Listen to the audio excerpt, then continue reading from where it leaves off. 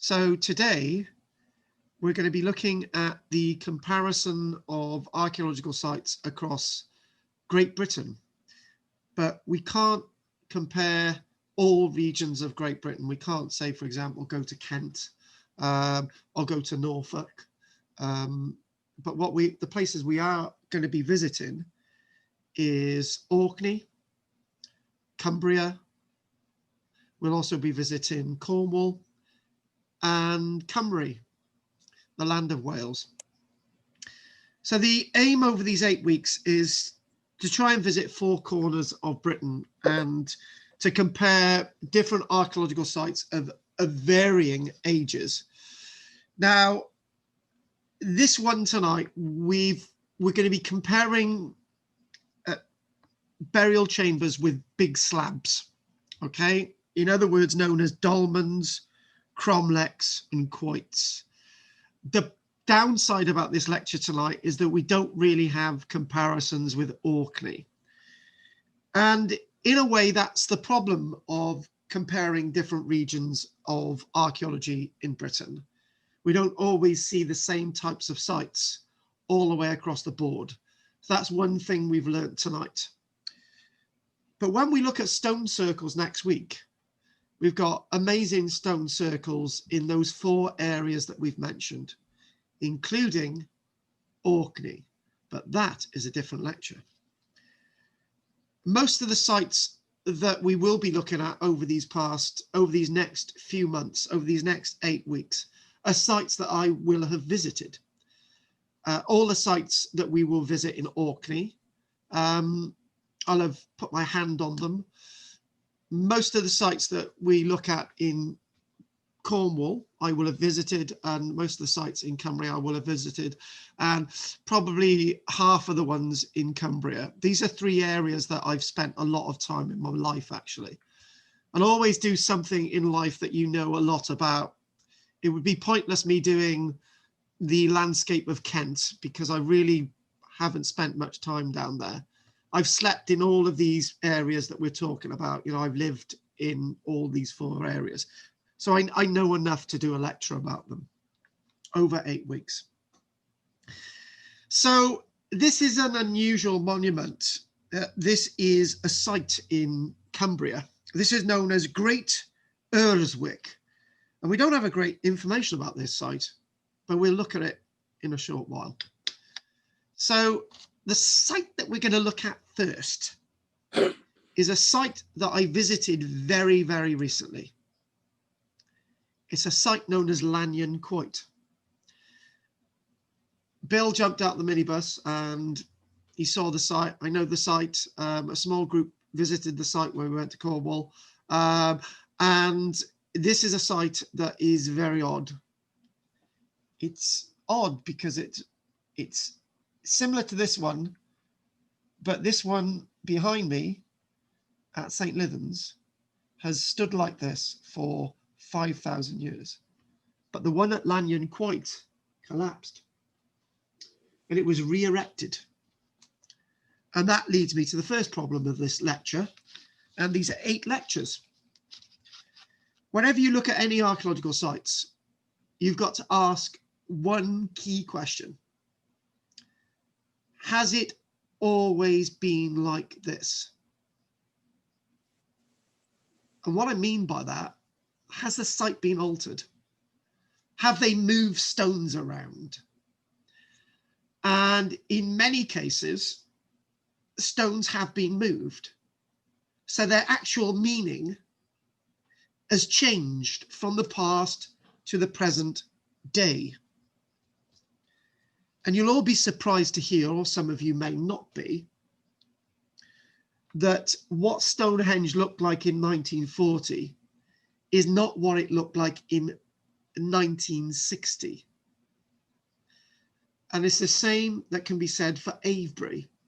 What Avebury looks like today is not what it looked like 100 years ago. So when you look at these sites and get very excited, you've got to be very wary of these changes. But naturally, archaeology and history is a change. The landscape always changes. how you see these sites and what they once looked like. Even though the stones may not have been moved, there have been changes to be said about all these localities. So Lanyan Quoit, let's get an image, this image. Now, do you know what? I could have looked at Pentre Ifan today, but I chose not to, because I couldn't look at all these sites. I could look at some wonderful chambers like this in Gwent. There's a number of them, and so on and so on. Usually when you read about these structures that we're looking at today, the word burial chamber is used. Is that a correct description? Now, when those of you have been to these sites with me, I will say that they are chambers, and I'll say that they're burial chambers secondary. Most of these types of sites see that they're being used for burials probably around 4,500 to 5,000 years ago. And what they were used for before might be something different. We haven't really got to that. Usually what we do find, the bones associated with these sites that we're looking at today have been placed into these localities in the last sessions, in the last acts of their performance. In other words, talking like an actor. So basically the stage itself, in the last moments of the performance, they hold burial rituals with these sites. So in a word, they're burial chambers, but they weren't always burial chambers. That's the point I'm trying to make. Now, this isn't the greatest of all such burial chambers in Cornwall, but it's one of the most well-known ones. This is not readily accessible. We had to park the bus on the side of the road and expect that there's going to be no traffic. But it's easy to find. It's basically by the road and you can see it, and you're not going to miss it. Now, this stone on top is known, not to talk down to anyone, as a capstone, but the uprights are known as osoliths, lithic, osolith, osolithic stones. So these osoliths themselves supported the capstone until 1815. And you can work out quite quickly that hang on a minute, it's in 1824, that capstone was re-erected. And it may not have been re-erected in the right way, unlike the one behind us. 99% sure that the big capstone behind us has always been there for thousands of years. So that's the problem. Again, we go in here and you're thinking, well, hang on a minute, why are we looking at a site that's not genuinely as it used to look 5,500, 6,000 years ago? Because it's a wonderful monument and it's good for comparison. That capstone itself is up to 15 tons in weight. Nobody's gone there and weighed it. You know, we can estimate 15 tons, 15 tons in weight. So it's a very hefty stone. And this is only supported by 3 uprights. There you go. And when you go to somewhere like Pentre Ifan, which I don't have an image of tonight, you can look at that yourself in West Wales. The capstone at Pentre Ifan is just really wobbly. It's almost as if it's balanced. Now, in many ways, there are many descriptions to what these sites mean. We've already done that a little bit. How were they erected? Now, one thing that we do find is that they are the uprights, the osoliths, placed into the ground, and then you fill the whole thing with earth and you might drag the capstone on top. Or there's another theory, all these are tried and tested, that you've got the capstone on the ground and you undermine it and you prop up the corners maybe 4 capstones, maybe start again. You prop up the corners with 3 uprights, 4 uprights, 4 off the lifts, and then you remove the earth, and it looks like that you've, you know, put the capstone on top of these stones. But that's not what's happened. The capstone's been moved there, and you undermine it, and you put the stones underneath it. And how does that work? Well, I'll show you half the stone, and that'll explain it pretty well. But what was the initial meaning? Were they meant to be covered with earth? Were they meant to be left like this? There's great range in debate on that. Lots of these sites see mounds leading to them. 100-meter long mounds of earth on stone leading to them, and this is the final chamber. And as it says here, the mound leading to it, the long barrow leading to it, is 30 meters in length, and these can be all types of orientations. Orientated south-north, this one. On the northern end of a long barrow. This is the northern end of a long barrow. So that's the orientation. You can see east-west orientations and so on and so on. But you can go too much into trying to work out the orientation. And I'm going to be very wary of time as well. A few sites I wanted to look at. So, so rather intriguing. And I've always thought that this just doesn't look right. It doesn't look like the other chambers. It doesn't look like the other one that we're going to look at in Cornwall at Trevedi Quoit, which is another one that we've actually looked at as well. And the whole point of this is to sort of compare. Now, this lecture would have been perfect for Pete tonight, because we do a tiny bit of Cornish. And I think I should do this now, actually. Now, the word quoit, if you look at quoit on the internet, Q-U-I-O-T, okay, Q-U-I-O-T, you can't find its meaning on the internet. So you've got to really dig deep. Basically, the word quoit is basically associated with these chambers.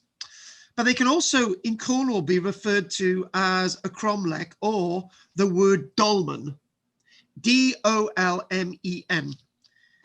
And that is a Cornish word, tolmen. The D is replaced with a T, tolmen, basically chamber. And also, Bill will remember the trip that we just had. The word menatol, right, might actually be a corruption of the word tolmen. So menatol is another famous monument in Cornwall, which has been mucked around with. And if you change around the words, play around with the words, then menatol may have been originally a burial chamber. And one of the things that, when we had the trip to Cornwall, which was really upsetting everybody every time I said it, I said, most of the sites that we've been to, I said, this has been altered. This has been changed.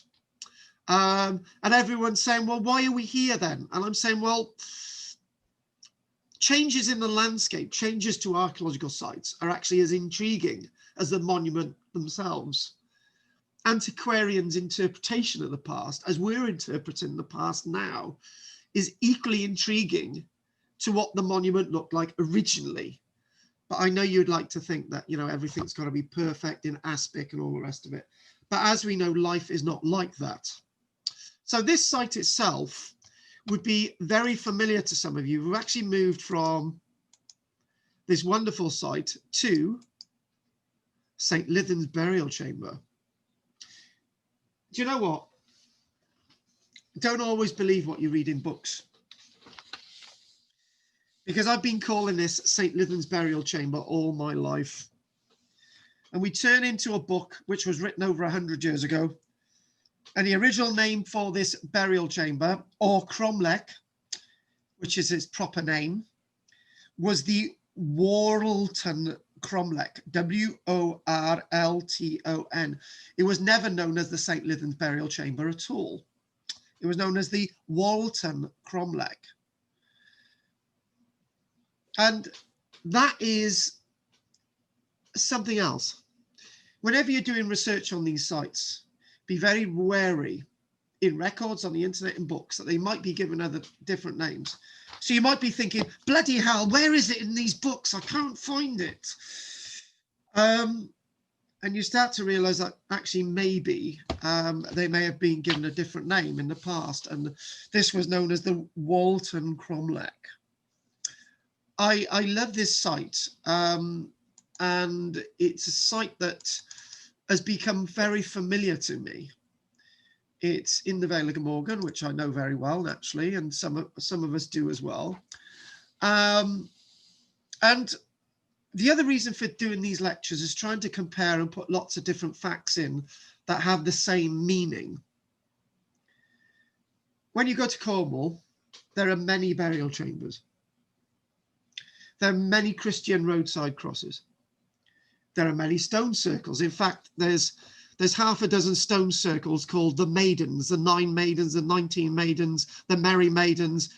There's lots of maidens, right? Stone circles, right? Which we will see next week.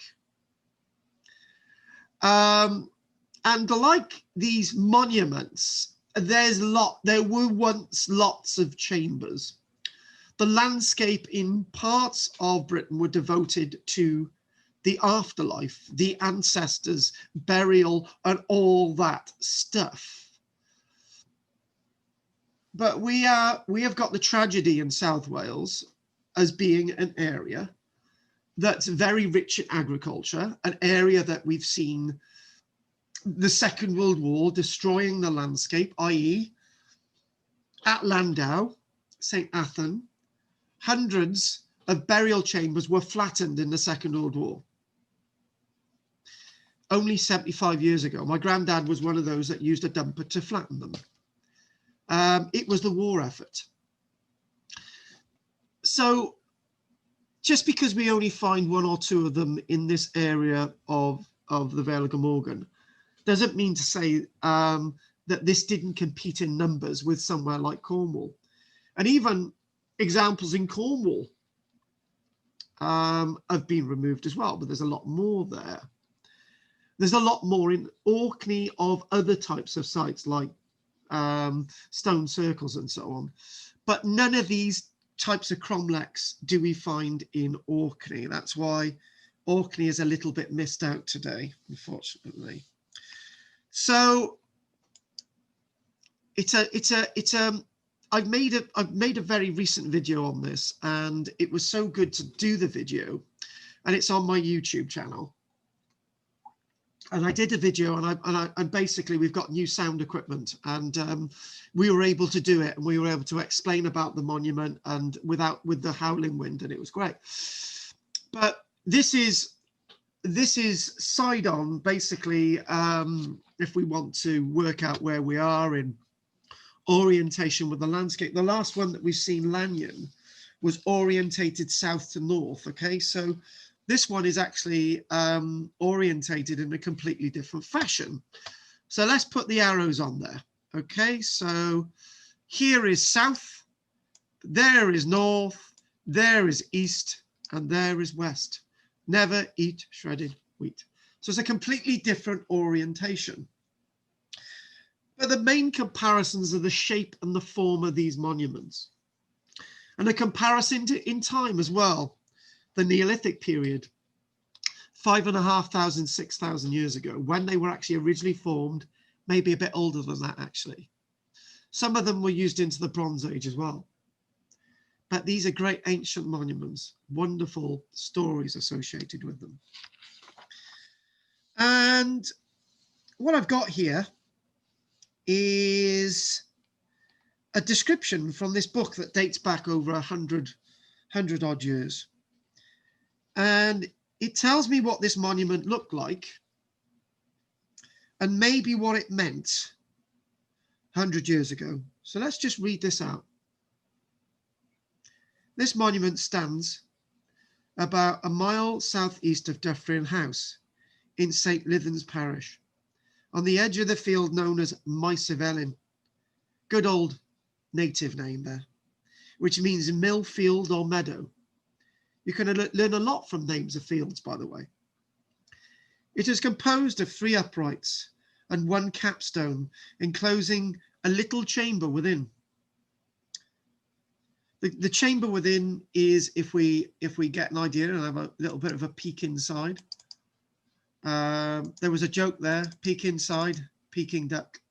So let's look inside. The area inside is 8 by 6 feet by 6 feet in height. So it's a bit of a depth by 8 feet. The side stones measure, so 1, 2, 3, but we've got 3 stones there, but the ones on the south and the north, just doing the description from the book, actually, if you want to translate some of these in your minds. The side stones are around 12 foot long by 6 foot broad. And the back one is 5 by 6 foot. If that makes any sense to any of you. But there is one thing that this book has in with everything when you visit the site. It's got this here. There's a hole. Now, I like what this book says about that hole. And why? Because once, this land was also known as cursed land. Let's take you away from this a minute. Let's just sort of get into the moment. So it's also known as cursed land. And the mound itself, so if we get a bit more of this, so that's the east, that's running into the west. The mound itself here was probably up to about 50 meters in length, maybe 100 meters in length, a huge mound. And that mound led to this chamber. And Bill knows exactly what I'm going to say now. Oh, hang on, we've gone a bit too far. That hole there, and I'll do the description in the book. What this book says is what we think now. In the middle, we thought something else. Through this hole, it is suggested the spirits of the departed were supposed to take flight when his remains had been deposited in their last earthly home, or that hole itself could be used by the living to speak into the earth and to talk to the earth, to communicate with spirit into the earth. The capstone itself, 14 by 10 foot, probably weighs a whopping 12 to 15 tons in weight. The cromlech is situated on elevated ground. Again, lots of these monuments are on elevated ground, and there's a platform around it. It's said that when this site was originally investigated in 1807, there was an accumulation of rubbish and heaps of stone on the top of the cromlech to the height of between 3 and 4 feet. And guess what? Where's the soil today? 200 years ago, and it's known as cursed ground because the stones from the mound spread out into the field. But you've got that, you've heard that. Where's the earth today? So in other words, over a period of 200 years, the site itself has eroded dramatically, giving you a different vista and a different interpretation of what truly the archaeology means. Tell you a little bit about the archaeology at this site, and then we'll go on to a problem, and then we'll get to Great Urswick, Trevedi Quoit, and Arthur's Stone. This site was excavated in around 2000, and when it was excavated, they excavated out in the front area. The site has never been fully excavated, like many of these sites. And what they did find, was out the front here, they found bits of human bone, bits of pottery as well. And what they usually find in these types of excavations is obviously the human bone. I'll tell you a little bit about that process now, just briefly. But before we go there, also you find pottery. from later periods, because this would be a community monument that would be known through the ages. And it's very likely that the people, the descendants of the people who built this still live within the landscape. So what would happen is, long since this was used as a chamber for burial or whatever, even though the people that are still in the landscape, the descendants of these people, they might go to this site for other reasons. It's a bit like the conversion of a South Wales chapel into a mosque. It's still used for worship, but the original worship's changed. And what we do find, we got the Neolithic period, so this dates back to 6,000 years ago.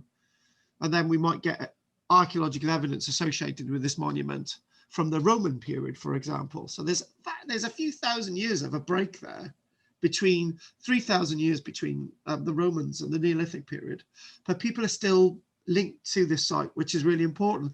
And in many ways, when I take groups of people to these monuments, you can see a connection. You know,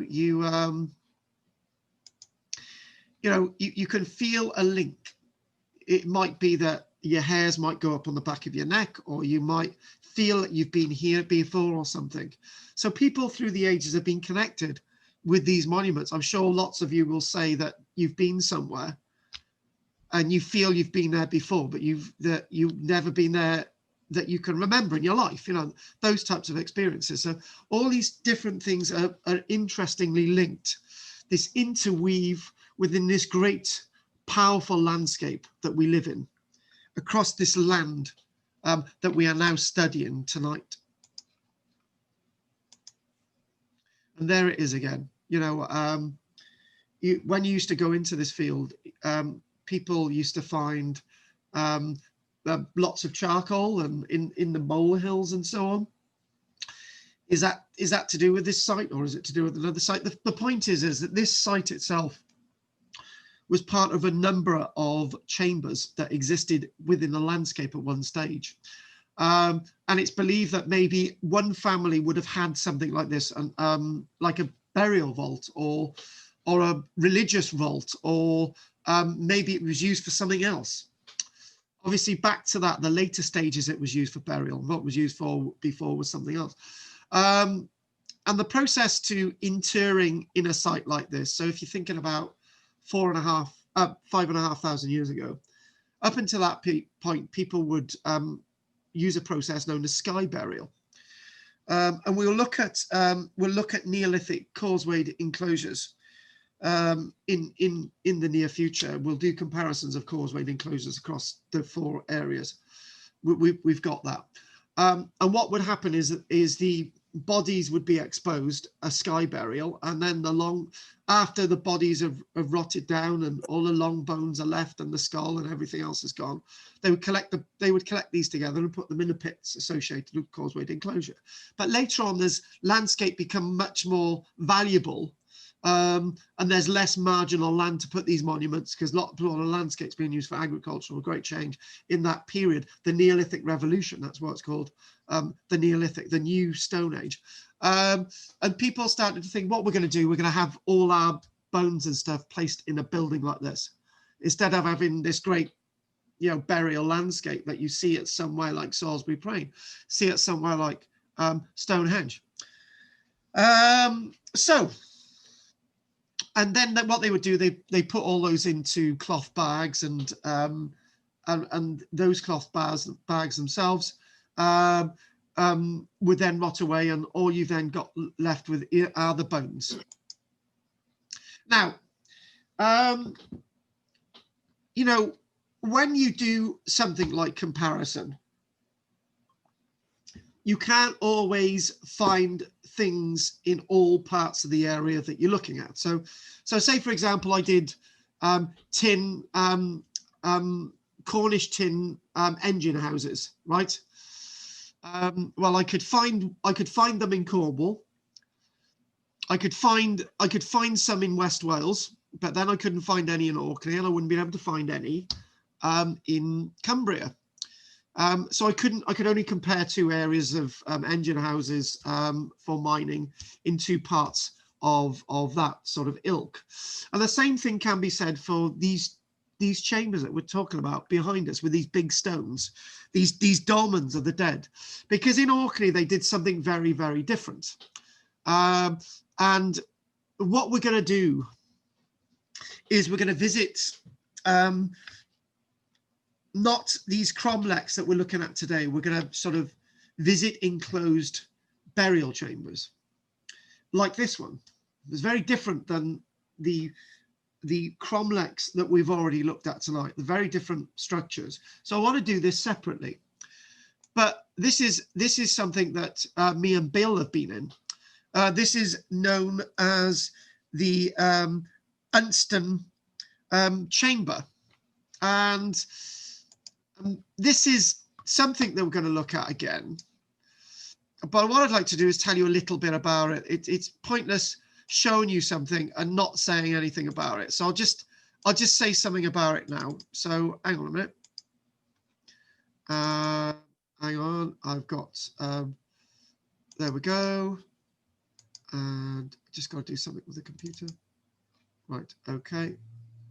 Hang on. Slight delay, folks.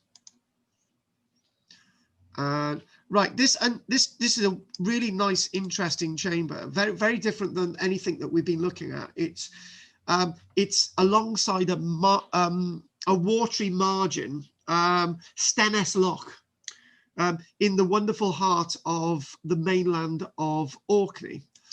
And when we look at this site in great detail in a few weeks' time, we will also look at a wonderful site known as Maes Howe. They are proper, really interestingly looking burial chambers. I'm using the name probably in its right context, and they're very different to these structures. And what makes them different is that they're really long and they're not vaulted over with singular stones. The chambers that we've been talking about now have one stone on top of them. These would have been corbelled. They would have had several stones on the top of them, numbers of stones on top of them, overlapping stones to give you a sense of vaulting, to give you a sense of corbelling. So they're very different than these structures, very, very different. So again, that sense of comparison of sites, you can't always find the same types of sites in all areas of Britain. So I'll just show you, again, another image inside. Really interesting. It's roomy. You can stand up in there. And the area that we're talking about is, this is wonderful. This is wonderful Orkney. I think we're talking about by there. That's where we got Unston. But what we are going to do now is look at another chamber like the one behind me. So let's have a little look at that now. Now, this is a very interesting site. It's a very, very interesting site indeed. This is to be found in Cumbria. This is a site known as Great Urswick. So let's show you where Great Urswick is. I'm showing you all the images now. So if any of you have ever been to Cumbria, you will know that if you go off the beaten track in Cumbria, you will find lots of wonderful monuments. So say, for example, next week, we will look at stone circles, and we'll look at some stone circles near this place known as Millom. I actually used to live in Millom, so we used to go out looking for the stone circles. But the structure we're interested in today is one of those chambers, one of those cromlechs, one of those quoits, one of those dolmens, as we would call them, one of those upright cairns, if you want to give it another name. So at Urswick. And this site presents us with another problem. There's not much written about it.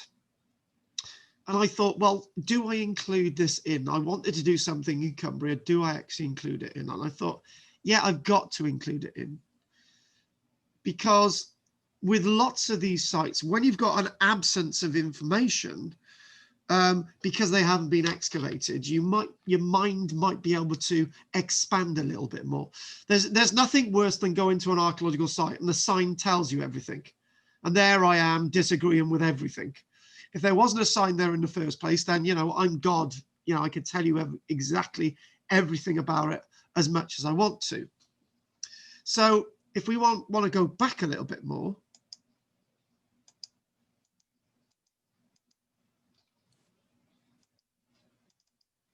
there it is. It's a very strange sight indeed. And I thought to use this tonight. I thought I've got to use this. And to give you an idea of scale, there you go. That's the scale.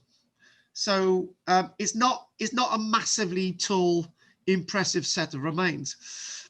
And it could be argued that this looks very natural if you look around the surrounding rock, but it is an archaeological monument. It's still a chamber. So I'm going to read out the little information that we've got in front of me tonight. And hang on a minute, if I can get this up. Let's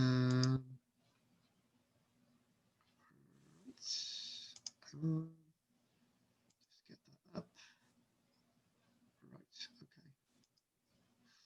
So the description of this site is obviously there's not a lot about it out there, and it hasn't been archaeologically excavated, as in front of me it said there's been no excavation there.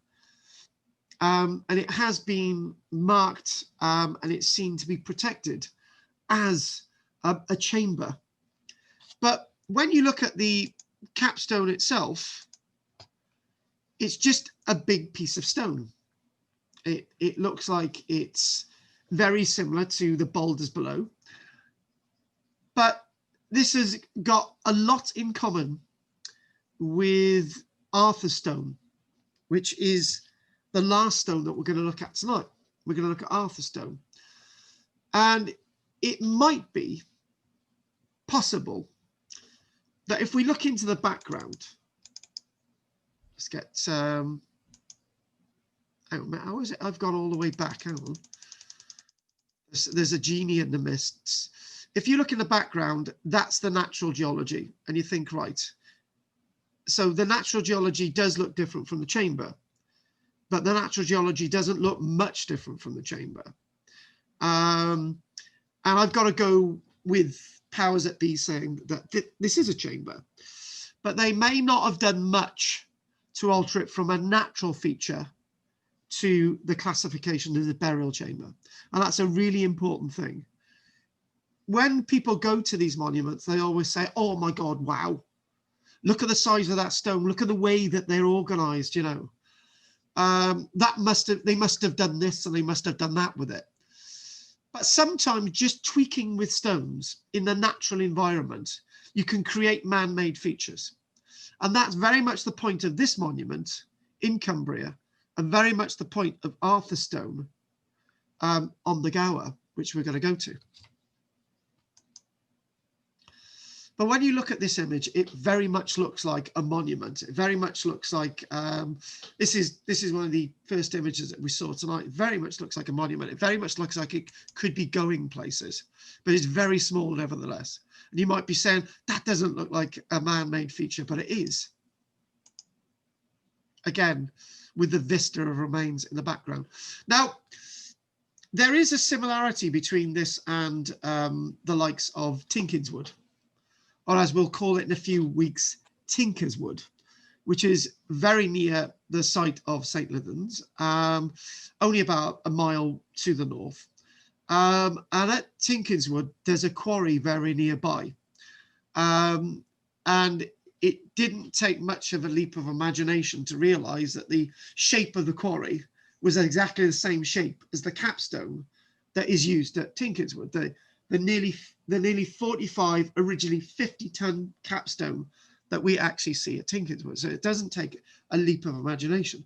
And when you're looking at something like this, you think, well, it's been quarried out within the local landscape. They didn't need to do much of it. It's a monument. There's burials associated with it, job done. And that puts this monument in the category of a burial chamber or a chamber. Now, I know I've been to this site with my wonderful Bill. And let's show you where it is. And I think Pat's been with me to this one as well. When we, this is also very accessible in Cornwall. When we first had a trip to Cornwall, there was, we pulled up and there was a little stile and I think there was a phone box. And then in the field, just beyond the hedge, was this absolutely amazing chamber, burial chamber, absolutely amazing chamber. And you look at it and you think, is that possible? You know, is it possible that a monument like this could be still standing today? So if we look at the image, and again, look at the way that stone is sort of slanting off. Look at the way it's on the diagonal, but it still stands today. Now, we read the description earlier on about the Lanyon quoit that we visited not so long ago, and it said about the Lanyon quoit that it's possibly the best known and most readily accessible. But then again, the description of this one, the Trevithick quoit, it says, "This is the largest and amongst the finest burial chambers in Cornwall." So in other words, lots of these sites can be the finest and the most brilliant anywhere. But again, it's really, really impressive. So it is dominated by its massive sloping cover slab, which is nearly 4 meters in length. So that's 4 meters in length. It's nowhere near as heavy as the capstone at Tinkinswood, which was originally about 50 tons. It's now about 45 tons. But this capstone itself would probably weigh in a whopping 20 odd tons in weight. So it's nearly 4 meters in length, and it's just over 2.5 meters. It's just after 2.5 meters in height. From, it said, the eastern side. So this is on an east-west axis. Now, this has got something rather interesting. We might spend a little bit of time with that one. I know I haven't got anyone with me to talk to other than Goff, but there it is. We've got a hole. It looks like a giant bloody roof tile with a big hole drilled into it. And you think that's very, very strange, because if you, there's a few other things I need to say before we complete the detail on this site. And I'm going to take a mark down for, I haven't actually mentioned that to you, and I got that there, I'm muttering away. So that hole itself is rather fascinating. Now, that hole itself goes from the top to underneath. Or was this capstone always meant to be at an angle? Now, that's an interesting question. Was it always meant to be diagonal? These osoliths themselves, were they always meant to be that shape? So, and then let's explore the hole as well. So let's sort of just jump in there a minute. There you go. And you start to think, how is this possible? Let's go back again. Let's look at that. Is this always meant to be like this? And you start to think, well, maybe it was. Because if you think about, if the other stones had subsided, it would have outbalanced the capstone, and the whole thing would have collapsed. And I believe this has probably always looked like this. It was never sort of, this capstone itself was never on a horizontal. It's an interesting way of looking at things. It's sort of, if you see a plan of this, you might say, there's all these uprights, and all these uprights themselves, always always support the capstone, but they don't, because there's a space there. Okay, so there's the capstone is not sort of resting on this one, but it's resting on that one. And you start to think, this is very strange. What is going on there? So it starts to make you wonder how these chambers were actually constructed. So anyway, back to that point of the hole in it. Let's just sort of stop my little bit of prevaricating. Let's just get back to that hole. So the meaning of that hole. Now, if you think about it, that hole is open to the heavens. And if it was always on diagonal, it would be very difficult to cover all the stone. So you're thinking, maybe were these osoliths and the capstone always meant to be displayed in the way they're displayed? You know, was there always supposed to be a mound associated with this monument? The answer is we don't know. And examining that hole again, this hole, this stone has a cut through its northeastern corner. And is this in some way meant to be looking up at the heavens? That's a thought. And if you're looking up at the heavens, you would need to go down below to actually look at the heavens. So therefore, was there always a mound associated with this monument? Was it actually, this hole actually meant to look into the earth? Or did it not have any meaning at all? The fact of the matter is that hole in there doesn't look natural. And also the monument behind us has a hole in it as well. Or maybe the capstone may have been upright at one stage, and they decided to reorganize the stones, and the capstone and the upright stone, which has got the hole in it, ended up being the capstone. And this is the way it was organized. We don't really know. We don't really know. So what I'd like to do is look at a little bit more about this, and let's look at this. So there are 7 large slabs. Okay, you can clearly see that that one is not supporting the capstone. And guess what, folks? That's supporting bugger all either. So there might be these 7 large slabs forming a high rectangular burial chamber, 2 meters by 1.5 meters, and inside it's divided into 2 parts. So there's another stone in there as well that divides it into 2 parts.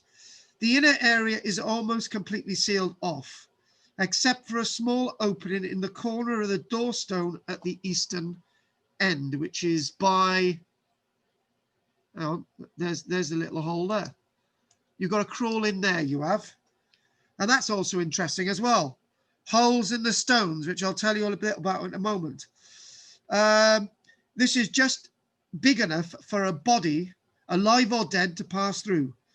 There is a forecourt in front. So in other words, this is called a forecourt. So it's a little area created by 2 side stones jutting forward to the east. Now, it's said, although there is a little trace of a surrounding mound today. So in other words, there's a mound around all of it, which is quite strange. It's not a mound leading to it. So overnight, the meaning of this being like the other monuments, having a mound leading to it, there's a mound around it. But this looks similar to some of the other sites that we've looked at. There's the comparison. So it was recorded in the 1800s that there was a lot more earth around it, but that earth has gone since. Exactly similar to the description that we have in connection with our site at St.Lythans. Now, I need to, I want to explain something else. Before we go on to the last site, which is Arthur's Stone. Now, whenever I used to take people to things marked on maps as burial chambers, and there was nothing on the top, you know, I would say, where you've got upright stones, I would always say, that there was always a stone on the top of it. That's what I would say. There's always a stone. There would always definitely be a stone on top of it. There's always going to be a capstone. Even though there's no evidence of a capstone, there'd always be a capstone on top of it, right? Some archaeologists have started to argue that when you get stones standing upright and they form a chamber, the people buried inside that chamber may have wanted to be able to look at the skies forever.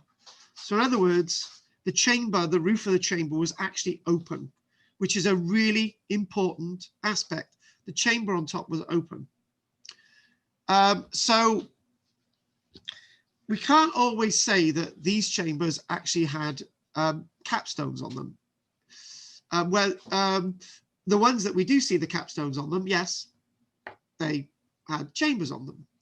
They had capstones on them, but in the absence of a capstone, it doesn't mean to say that they were meant to have had a capstone in the first place. So what I'm saying, some of these monuments were covered, these uprights were covered with a capstone, others weren't covered with capstones. That's the first point.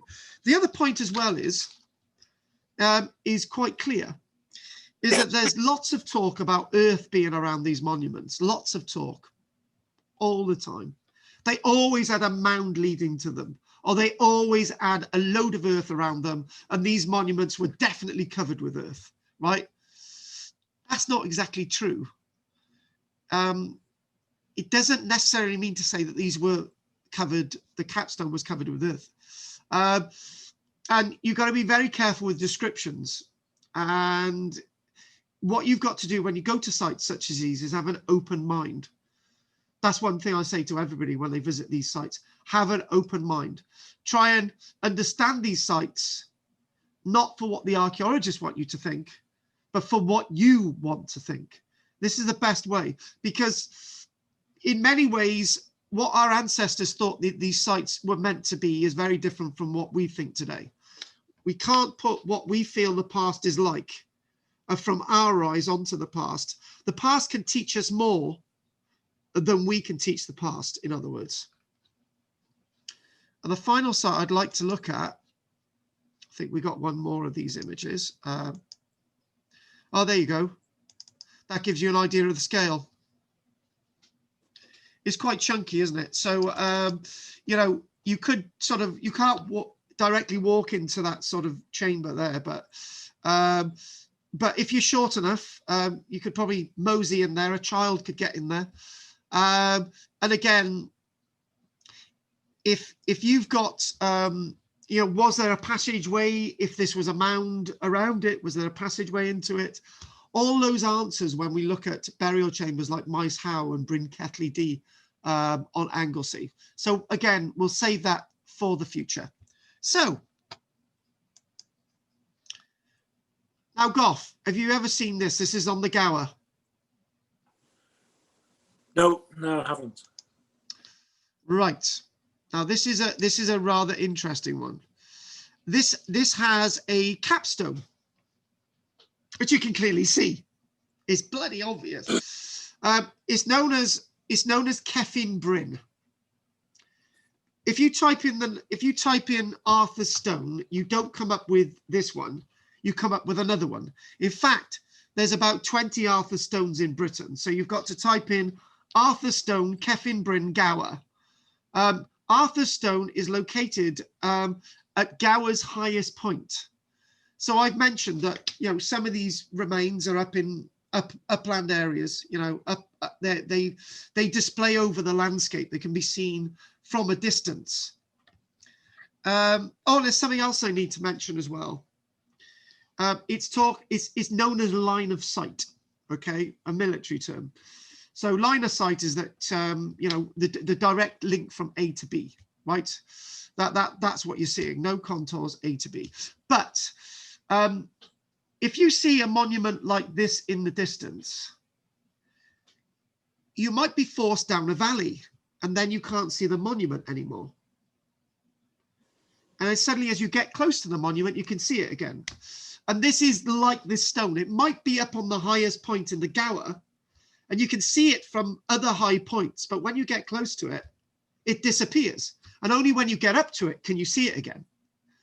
You know, I took, oh God, I've had a few disasters in giving walks, but I took a group of people to find this stone once, right? And I said, it's over there. And they said, there's no standing stone over there. There's no capstone. There's nothing there. And one group of people stormed off. Anyway, when I took the remaining people, there it was. It has seemingly disappeared. Now, if that had the effect on me, right, that we know where a monument is and suddenly it disappears and we can't find it, when we're close to it again, we find it, right?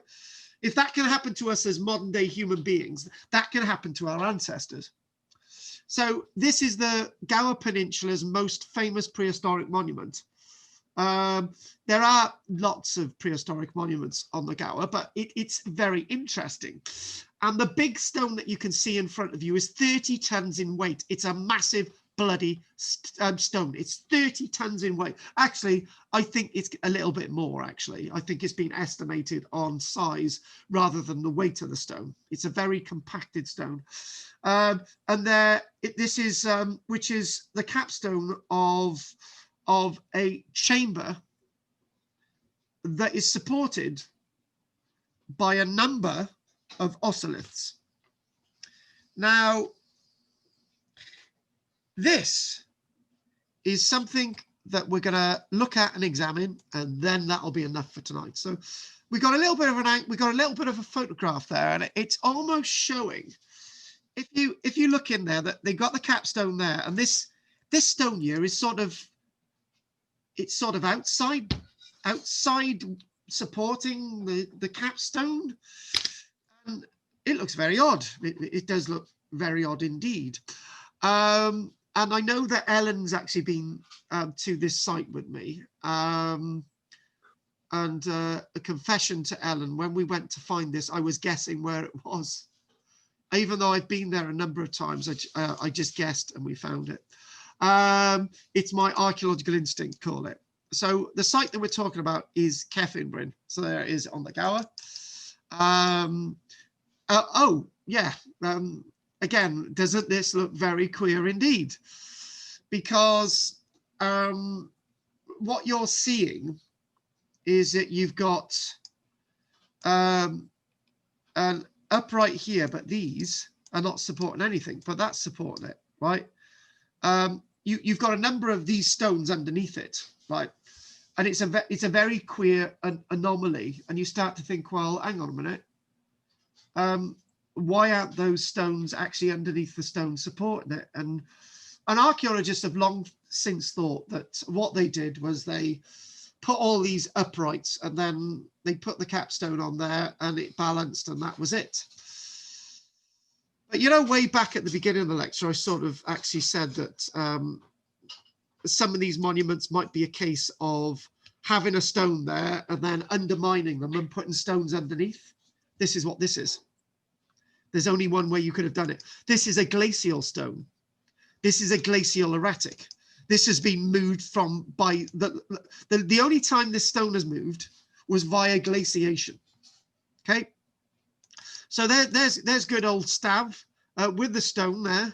And there it is again. It's a huge boulder. And what it was initially, right, was that there was this what we find in the archaeology, and it's a shame we don't have a little bit more time tonight, but we don't.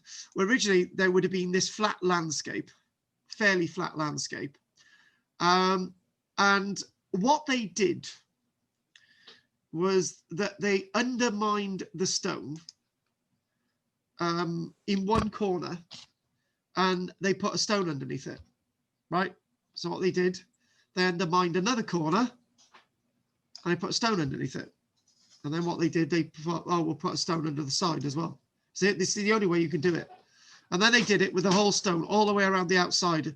They did this with this stone as well, right?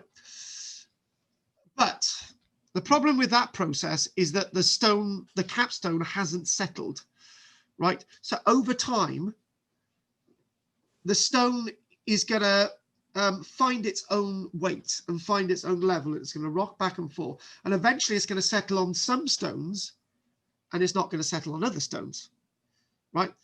And we actually a little bit more in the detail. So if we rub these out, so we go 1, 2, rub these out, a little bit more in the detail. And you can't really get under there unless you're very thin like me and Bill. Right, another bit of the detail, the sort of proof to this, if you look around the landscape, and I should have probably got you a better image. I'm going to see if we got another image. I just see if I can, I want to make one last point.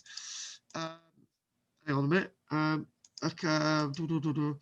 What around the outside, you can't really see it clearly, but what you see is a slight depression in the ground, right, from all the way around the outside.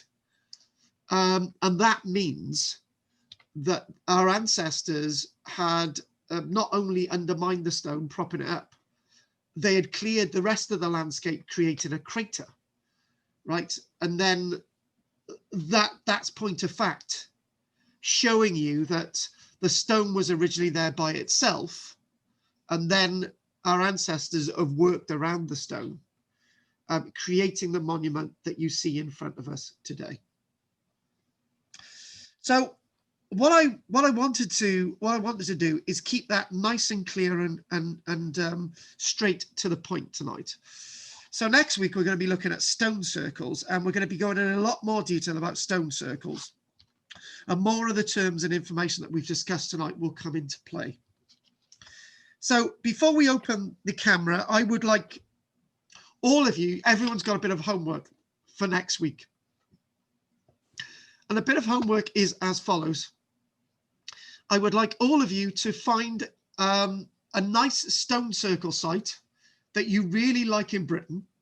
Read up about it, but you're not allowed to do Stonehenge, Stanton Drew, and you're not allowed to do Avebury.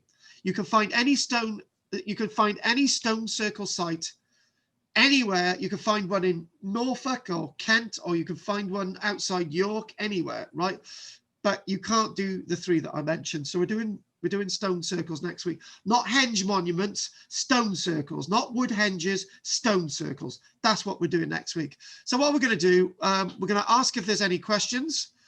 And let's unmute everybody. Well, actually, you get to say the first thing, Goff. Anything you'd like to say tonight? No, it's very interesting. Some nice images there. Very good. Very interesting. Thank you very much. Very different area to go to. And this is what I aim to be doing.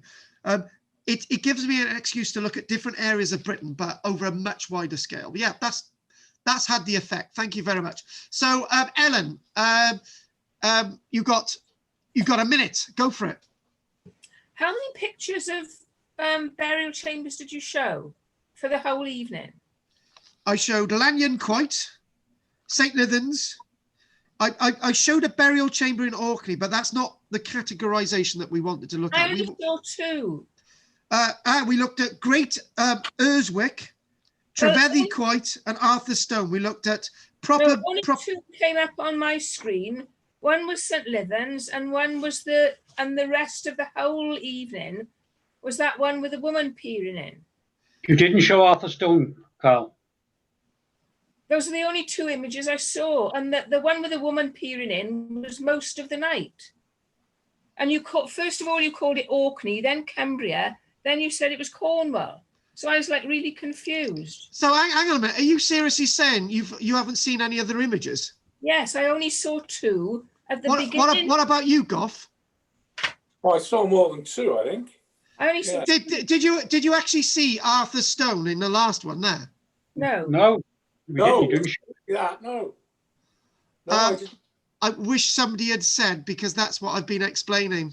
Well, I held that up because when you said this was now Gower, the photograph still stayed the same of that woman peering in between 2 stones. Right. I was wiggling that sign around and you missed it. Yeah. So basically, so I'm sharing this. I'm sharing the screen. All right. Well, that's the Gower one, isn't it? Yeah, I've seen that one with you. Right. So basically, we looked at these. Yes. That's the one, go back one. That's the one that was on for 90% of the time. So you didn't see these ones? Saw that. No. You talk a lot about that. Mm. Did you see, you saw the, Bill, did you see That these one was on images? all night. Sorry. That was the one which was on for the last half an hour, Carl. You just talked Yeah. about that. You talked about Arthur Stone, but just showed that. You didn't show the one in Cumbria. You didn't show Arthur Stone. This is Trevedi Quoit. You didn't show that. No, did you see it? No, you didn't. I've been flashing these on my screen and Yeah. And Didn't come draw up. the arrows on the same picture all the time. so I don't know what happened there, but I really wish somebody had let me know. I think Goff, because he I was held that up, but you didn't read it. I can't read it because I've got you blanked. I didn't Well, realise visual as well as sound. you were describing these stones, Right. and I think that there weren't any images, and that was all you had. But you were describing the other stones, if you see what I mean. Right. So yeah, this is Trevedi. That's the Trevedi Quoit. Okay. And this is Arthur Stone. Lovely. So so the best thing to do is actually re-record this lecture back, and you'll be able to see these images. Okay. Okay, thank you. So right. So okay. I have no idea what happened there because I haven't changed anything for the whole evening. Okay then. Anyway, crack on. Right. So, but the sound has been good, has it, Goff? Yeah. Oh, yes. The description was excellent. Yeah. Brilliant. Okay. Well, you've got the description, which is the main thing. What about you, Bill? Anything you'd like to say? I have, Carl. It'll take more than a minute. Go for Now, it. what I find interesting is that all the cromlechs you've shown tonight in mainland Britain, okay, have been, as you say, the same type of shape, you know, capstone and uprights, etc. Very crude. Now, the ones in Orkney are not like that at all. No. So I'm coming down to the thinking that it's a matter of geology and what's available on the ground. Yes, it when is. the construction went on, you know, because if I was a Neolithic architect and told to build a tomb, I'd go to a nearest field and I'd look for the closest material available. And all the ones in UK was shown so far have been sort of very crude boulders, if you like. Yes. And as difficult as that is to form them, they've been very simple arrangements. Yes. Now, go to Orkney, and the geology there is different. From what I remember, there are no boulder type rocks, stones anywhere. They're all, even the standing stones of Stennis and Broadcut, etc. They're all suitable for corbelling, in that geology has made them in a sort of sedimentary stone in the shape of paving slabs, to use a crude term. So it would be easy to actually make and come up with the idea of corbelling to make these sophisticated which you've got in Cornwall, which you've got in Orkney, yeah. Yeah. Certainly shape the way, and is one of the main reasons, may not be the only reason, why this is different, especially if these tombs were made at the same time, sort of mid to late Neolithic period. Yes. Yeah, about 5,500, 6,000 years ago. Yes. Why there's two different types of tombs? It's down to geology as one of the main components. That's true. Well, yeah. Next point, Bill. Go on. Sorry. Do you want to say anything else? No. That's it. Thanks. Okay. What about you, Pat? And where the hell did Stav go? On the bed. I don't know. All right then. What about you, Pat? Anything you'd like to say? Nope, fine. Okay, and Rosamond. No, I'm just a bit disappointed because the image didn't change. I was waving at you, but the thing is, right, if this happens the in arrows future, were going on. if this happens in future, phone me because I can't. Oh, okay. I can't take any notice of anything when I'm focused on this. I just can't take any notice. So it's okay to phone you if that happens again. The thing is, when people put chat messages in the boxes below, I've got to stop the lecture and I've got to read them. And the only person that I can see for the whole evening is either me or Goff, or Okay. that's it. And that's I the thought problem. it was just me because the arrows were going up on the thing. So yeah, but it was an interesting to listen. And I've been to Catherine Bryn and had that similar experience that you had of the stone sort of disappearing. Yes. Yeah. Yes. Yes. So And what it the was nice when you didn't show the picture. the best thing to do is I'll put the video out there, right? And the video will have recorded what I was talking about, but obviously not what you were seeing. So that's the good thing about this, I hope. So anyway, so next week. Can I ask a question? Sorry. Go for it. Quickly. Yeah, go on. Are you suggesting that they were made? I can't remember if you said previously, like on Easter Island, they sort of tilted the stones from flat to upright to make uprights. Are you suggesting that's how they were first made, and then the capstone was just? No, I described a number of different ways. I've described that when you've got these really heavy ones that like at Arthur Stone, you would undermine it and put smaller stones underneath. And then obviously with these types of ones, you may have had the uprights and you'd have had mounds. You'd have built mounds around them, and then you'd have dragged the upright, you'd have dragged the capstone on top of it. So there's various different ways of actually looking at these stones. Okay. So anyway, sorry about that technical thing. I have no idea what happened, but the sound was brilliant tonight, which is great. So you were able to hear me. So so anyway, thank you very much, folks. So what I'm going to say is we know what the homework is for next week. I won't see you tomorrow, Goff. Probably seeing Bill, Pat, and Rosamond, I think, and Ellen. If there's no more questions, that'll be it for tonight. Thank you very much for joining me. And Goff, Bill, Pat, Rosamond, and Ellen, and Stav who joined us. We will see you all next week. Thank you very much. Thank you. Bye bye. Thank you very much. Night, Goff. Good night, Night, guys. all. Good night.